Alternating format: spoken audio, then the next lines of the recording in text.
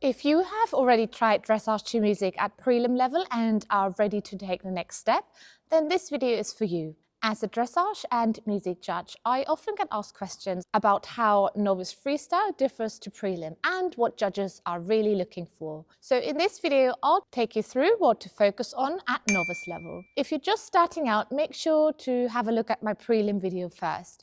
And if you've already watched it, then you can skip forward a little bit. The first thing to know is that dressage to music tests are marked differently to standard BD tests and have two marked categories. One is the technical and two is the artistic marks. Also, in freestyle dressage, each level comes with three types of movements. The compulsory movements, which have to be included and are scored from 1 to 10, just like standard tests. Second are the optional movements. These are allowed but not required. And then third, we've got the prohibited movements. These should not be included. A major difference between freestyle and standard dressage tests is how the final scores are calculated. Another big difference is the scores at the bottom of the sheet. With standard tests, these are called collectives. But in freestyle competitions, they are replaced with the artistic marks. Your music should complement your horse's movement and rhythm. It should enhance the flow and the harmony of your test, while leaving a strong impression on the judges.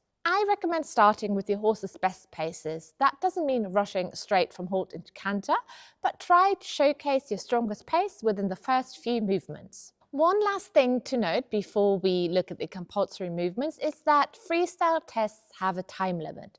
So riders must plan carefully to maximize their use of the time and ensure that all the required elements are included. The compulsory novice movements aren't actually that different to prelim, just some additions and some variations of the sizes of the circles, for example. First off is the entry, and you need to show a halt at the beginning and at the end.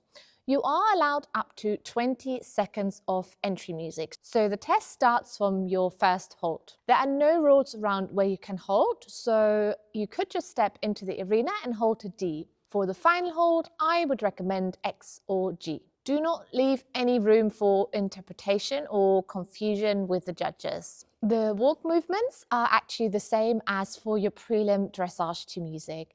You are required to show 20 meters of consecutive medium walk in your test. This means that the movement must be continuous, so you can't just split it up between transitions. However, if your horse has a tense walk, riding the medium walk as a series of half 10-meter circles that are connected can encourage relaxation and create a better overall impression. Another compulsory movement is 20 meters of free walk on a long rein. Since both types of walk need to be included, it can be a good idea to link them together.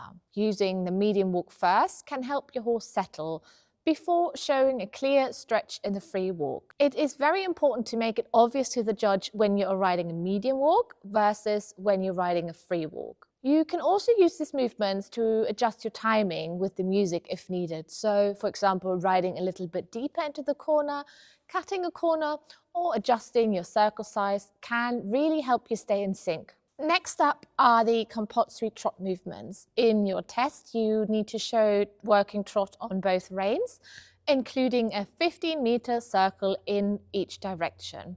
You also have the option to include smaller circles or half circles, such as 10 meters, as long as they are precise.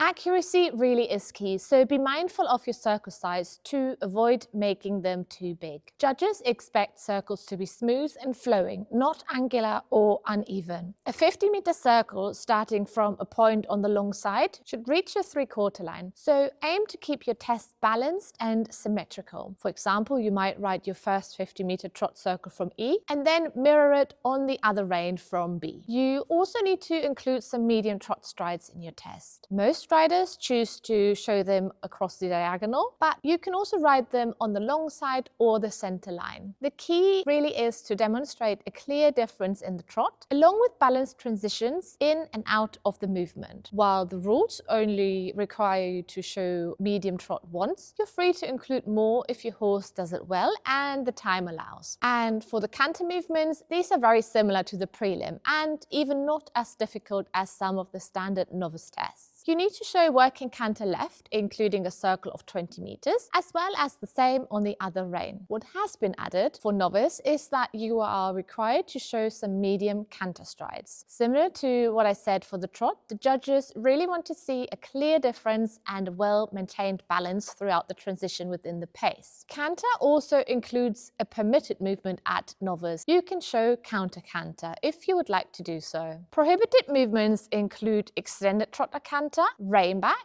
any lateral work or flying changes, pirouettes, simple changes. If you are struggling with your balance in the saddle and you want to find out more, then have a look at this video where I talk about the secrets of rider balance.